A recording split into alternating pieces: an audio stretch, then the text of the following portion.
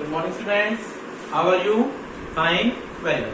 चलिए बेटा, हम लोग इंडियन इकोनॉमी का थर्ड चैप्टर कर रहे थे, एग्रीकल्चर सेक्टर वाला। हमने लास्ट ये टॉपिक किया था प्रॉब्लम्स ऑफ इंडियन एग्रीकल्चर। ठीक है, प्रॉब्लम्स ऑफ इंडियन एग्रीकल्चर नाम का टॉपिक हम लोग कर रहे थे। कुछ पॉइंट किए थे, इसके कुछ रह गए थे। हम दोबारा से टॉपिक देखते हैं। टॉपिक था आपका problems of Indian agriculture.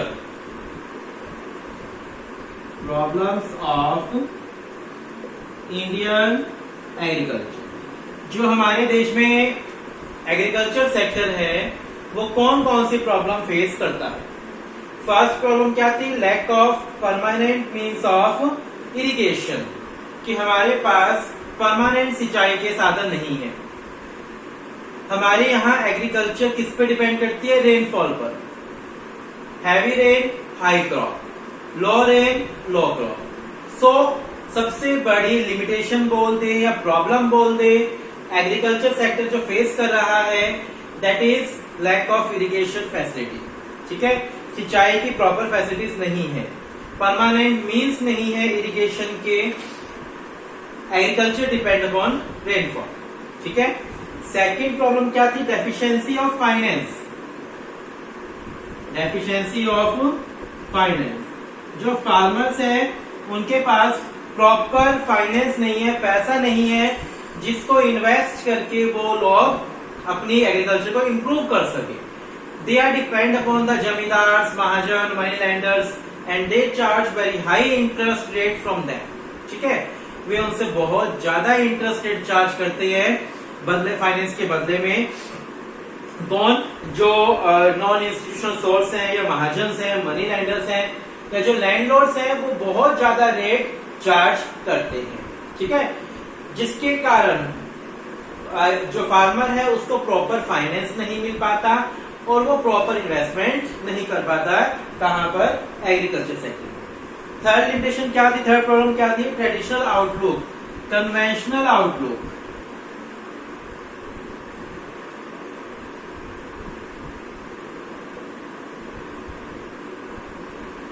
Conventional outlook, traditional outlook.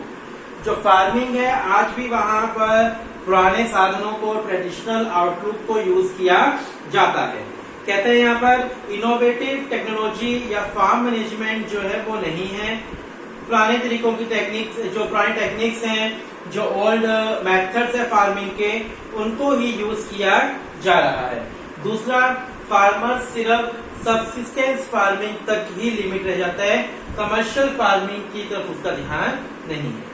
सो आज भी हमारी फार्मिंग का जो आउटलुक है वो कैसा है? ट्रेडिशनल है, कन्वेंशनल है। Fourth problem faced by the farming sector, small and scattered holding. Small and scattered holding. Small and scattered holding, यह हमने पढ़ा हुआ पहले भी कि जो होल्डिंग है लैंड की वो बहुत स्मॉल है एंड स्कैटर्ड है, टुकड़ों में बटी हुई है। Holding in India are not only small but scattered as well. Small holding do not allow to use the modern technology. Scattered holding increase the cost of management. छोटे छोटे टुकड़ों में बटी हुई है जमीन, ठीक है, जिसके कारण ना तो मॉडर्न इक्विपमेंट वहां पर यूज करना पॉसिबल है, दूसरी बात जो मैनेजमेंट है वो बहुत ज्यादा कॉस्टली पड़ती है स्मॉल होल्डिंग की। तो बिग प्रॉब्लम क्या है हमारे एग्रीकल्चर की? जो जमीन है, जो लैंड है, वो टुकड़ों में बटी हुई है, स्कैटर्ड है, जिसके कारण जो एग्रीकल्चर सेक्टर है वो एक बहुत बड़ी प्रॉब्लम फेस कर रहा है। Fifth problem, exploitative aggregate relation. Exploitative aggregate relation, इसका क्या मतलब है? ये पहले चैप्टर से पॉइंट ले लिया। जो जमींदार लोग हैं वो टेनेंट्स का शोषण करते हैं। एक्सप्लोटेटिव का मतलब वो एक्सप्लोटेशन वर्ड से लिया है यहाँ पर, शोषण से। एक्सप्लोटेटिव एग्रीगेट रिलेशन, जो एग्रीकल्चर सेक्टर है वहां पर जो जमींदार लोग हैं वो टेनेंट्स का, लैंडलॉर्ड जो लोग हैं वो टेनेंट्स का क्या करते हैं? एक्सप्लोटेशन करते हैं। Aggregate relation refers to business relation between the landlord and tenants. Most landlords are absentee landlord. They seldom do farming themselves. Relying on rental income, they tend to exploit their tenants by way of high rent and related charges. कहते हैं जो landlord है वो खुद काम नहीं करते, वो टेनेंट से काम करवाते हैं जमीन के ऊपर और उनसे बदले में बहुत ज्यादा हाई रेंट चार्ज कर लेते हैं, जिसके कारण जो टेनेंट्स है, जो एक्चुअल वर्कर्स है जमीन के ऊपर, उनको बहुत कम रिवेन्यू मिलता है उनके काम के बदले में, जिसके कारण लैंडलॉर्ड और टेनेंट्स के बीच में हमेशा क्या रहता है, झगड़ा रहता है, क्योंकि जो लैंडलॉर्ड है वो टेनेंट्स का क्या करते हैं, एक्सप्लॉयटेशन करते हैं, उनसे बहुत ज्यादा काम करवाकर बहुत ही कम रिवेन्यू उनको दी जाती है। सो ये भी एक बहुत बड़ी प्रॉब्लम है कहां पर, एग्रीकल्चर सेक्टर के अंदर। Sixth problem, lack of organised market.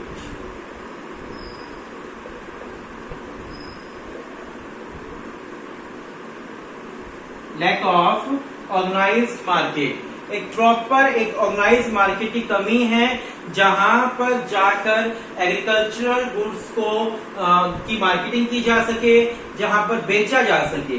कहते हैं agricultural marketing system is highly unorganised. जो एग्रीकल्चर मार्केटिंग सिस्टम है वो अनऑर्गेनाइज्ड है। A vast majority of the small farmer continue to sell their output in the local market in reduced rate. कहते हैं most of farmers को अपना output local market में सस्ते दामों पर बेचना पड़ता है। सस्ते दामों पर क्यों बेचना पड़ता है, क्योंकि उनके गुड्स की डिमांड बहुत ज्यादा हाई नहीं होती, क्योंकि उनके गुड्स की डिमांड के लिए प्रॉपर मार्केट नहीं है, उनके गुड्स के लिए प्रॉपर मार्केट नहीं है। प्रॉपर मार्केट ना होने के कारण उनको अपना गुड सस्ते दामों में बेचना पड़ता है। ये बहुत बड़ी प्रॉब्लम है फार्मर्स के लिए कि उनको अपने गुड्स के लिए एक प्रॉपर मार्केट नहीं है अवेलेबल, जिसके कारण उन्हें अपना गुड्स सस्ते दामों में बेचना पड़ता है। ठीक है, सारी प्रॉब्लम अच्छे से क्लियर हो गई आपको। चलिए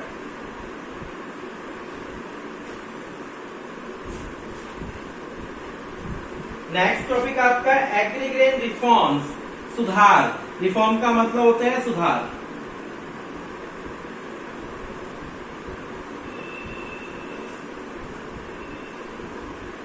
एग्रीगेन रिफॉर्म्स, एग्रीकल्चर सेक्टर में सुधार करना। कहता है कि गवर्नमेंट को लगा, हमारे देश को लगा कि बहुत सारी कमियां हैं एग्रीकल्चर सेक्टर के अंदर, तो कुछ मेजर सुधार होने चाहिए। तो हमारी गवर्नमेंट ने 3 तरह के रिफॉर्म किए एग्रीगेन सेक्टर में, यानी एग्रीकल्चर सेक्टर में 3 तरह के टाइप के रिफॉर्म हुए। एक टेक्निकल, एक institutional reform and third one journal reform. ठीक है, 3 टाइप के रिफॉर्म्स किए गए एग्रीकल्चर सेक्टर के अंदर। टेक्निकल रिफॉर्म किया गया, इंस्टीट्यूशनल रिफॉर्म किया गया और जनरल रिफॉर्म किया गया। ये टॉपिक इंपॉर्टेंट है, पेपर में आपका इस टॉपिक में से पक्का आपका क्वेश्चन मिलेगा। 3 टाइप की रिफॉर्म्स है, इन रिफॉर्म में से टॉपिक मिलेगा, क्वेश्चन मिलेगा कि इस रिफॉर्म में क्या किया गया, इस कुछ इस प्रकार का। तो आपको तीनों रिफॉर्म अलग अलग पढ़नी है। फर्स्ट हम पढ़ेंगे टेक्निकल रिफॉर्म। कौन सी reform, technical reform.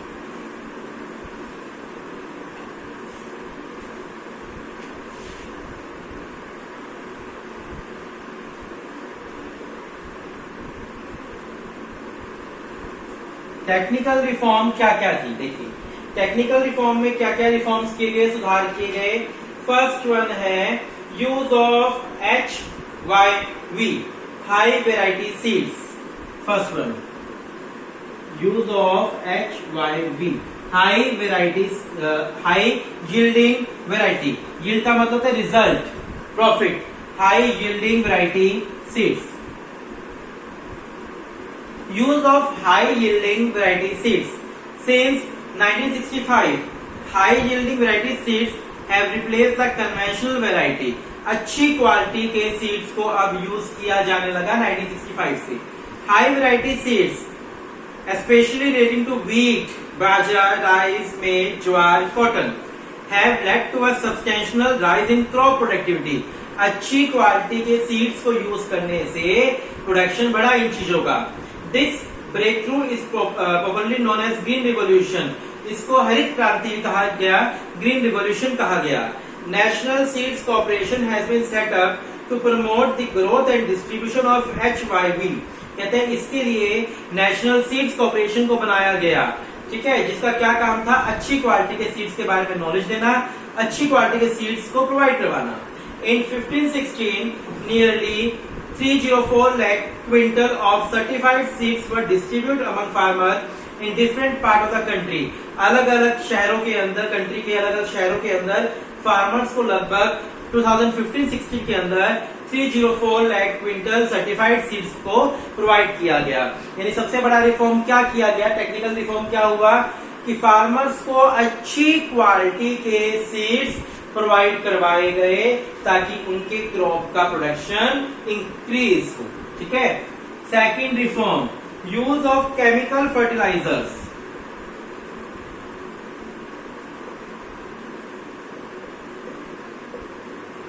Use of chemical fertilizers. Chemical fertilizers are being increasingly used to enhance productivity. अब केमिकल फर्टिलाइजर्स की तरफ ध्यान दिया गया कि फार्मिंग के अंदर केमिकल फर्टिलाइजर्स का यूज हो। Use of chemical fertilisers has considerably increased over time. 1516 nearly 267.5 lakh tonne of chemical fertiliser were use. In simple सा, बहुत ही सिंपल कहने का मतलब क्या है, अब एग्रीकल्चर सेक्टर में केमिकल फर्टिलाइजर के यूज की तरफ ध्यान दिया जाने लगा। Use of insecticide and pesticide. Use of insecticides and pesticides. आपकी फसल खराब ना हो उसके लिए अब फार्मिंग के अंदर इंसेक्टिसाइड्स को, पेस्टिसाइड्स को यूज किया जाने लगा। Steps have been initiated to protect crops against disease and insect.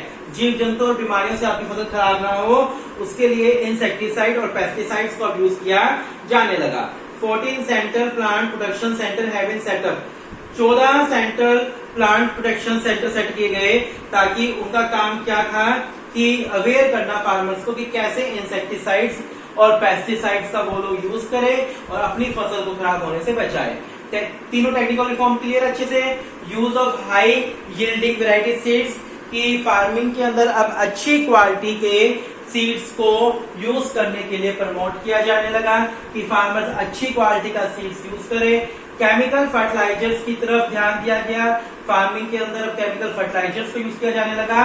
Insecticide और पेस्टिसाइड से यूज करने लगे ताकि हमारी फसल खराब ना हो।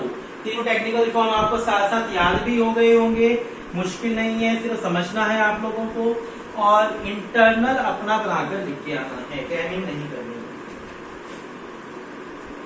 Scientific farm management practice. Scientific farm management practice. Scientific farm management practice. देखिए, stress has been laid on scientific cultivation as against conventional farming. अब साइंटिफिक कल्टीवेशन की तरफ ध्यान दिया जाने लगा।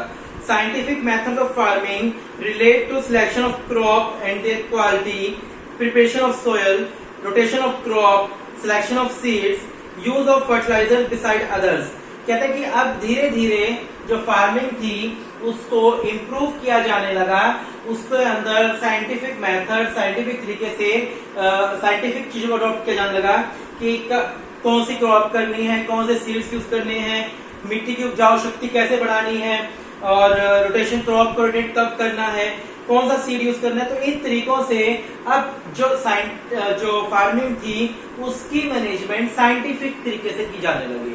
जो फार्मिंग है उसकी मैनेजमेंट अब साइंटिफिक तरीके से की जाने लगी। In this connection intensive agriculture area programme has been introduced. Also integrated rural development programme has been launched. इसके लिए कई प्रोग्राम बनाए गए and 23 agriculture universities are engaged in promoting research on scientific cultivation. और 23 यूनिवर्सिटीज को, 23 agriculture university को engage कर दिया कि वो प्रमोट करें कल्टीवेशन, साइंटिफिक कल्टीवेशन के लिए।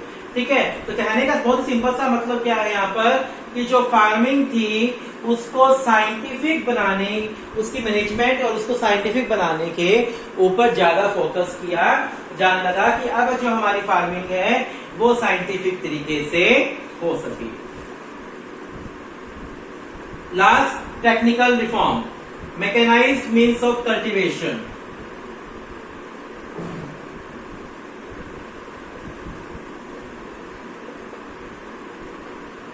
Mechanised mean of cultivation. अब कल्टीवेशन में मशीनीकरण, कल्टीवेशन के अंदर मशीनों का यूज किया जाने लगा। Several major have been taken to separate the use of mechanised means of cultivation to enable the small farmer to buy agricultural machine. Cheap credit facility are provided by the cooperative society, small and marginal farmer agency, RRB and commercial bank. क्या कहते हैं, बहुत सारे measures adopt किए कि अब जो agriculture sector है वहां पर मशीनों का यूज किया जाने लगे। इसके लिए स्मॉल फार्मर्स को क्रेडिट देने की फैसिलिटी भी प्रोवाइड की गई और किसने स्टार्ट करी, कोऑपरेटिव सोसाइटी ने, small farmers, small and marginal farmer agency, RRB, commercial bank, इन सब ने पहल करी कि किसी तरीके से फार्मिंग को मैकेनाइज किया जा सके, मशीनीकरण किया सके। तो टेक्निकल रिफॉर्म्स किए गए ताकि एग्रीकल्चर सेक्टर हमारा क्या हो, इंप्रूव हो। 5 टेक्निकल रिफॉर्म्स यहाँ पर आपने पढ़े। फर्स्ट वन क्या था, use of high yielding variety seeds, अच्छी क्वालिटी के सीड्स यूज किए जाने लगे फार्मिंग के अंदर। केमिकल फर्टिलाइजर्स को यूज किया जाने लगा ताकि फार्मिंग अच्छी हो, क्रॉप का प्रोडक्शन अच्छा हो। एंड इंसेक्टिसाइड एंड पेस्टिसाइड्स को यूज किया जाने लगा ताकि जो फसल है, क्रॉप जो है वो बीमारियों से खराब ना हो, उन पे इंसेक्ट्स उनको खराब ना करें। और साइंटिफिक मैनेजमेंट, जो फार्मिंग की मैनेजमेंट है उसको साइंटिफिक की जाने लगी, धीरे धीरे साइंटिफिक तरीके अडॉप्ट करने लगी कि किस तरीके से मैनेजमेंट की जाए, किस तरीके से फार्मिंग की जाए ताकि प्रोडक्शन ज्यादा हो। और कल्टीवेशन के लिए मैकेनाइज्ड मींस मशीनीकरण कर दिया गया, मशीनों को यूज किया जाने लगा अब कल्टीवेशन के लिए ताकि फार्मिंग इजी हो और हमारा फार्मिंग बढ़े। तो ये आपके थे टेक्निकल रिफॉर्म्स। ठीक है बेटा, आज हम लोग इतना ही पढ़ रहे हैं टेक्निकल रिफॉर्म्स तक। आपको चैप्टर बहुत अच्छे से करना है। अगर किसी प्रकार का कोई भी आपको डाउट है तो आप डाउट दे सकते हैं।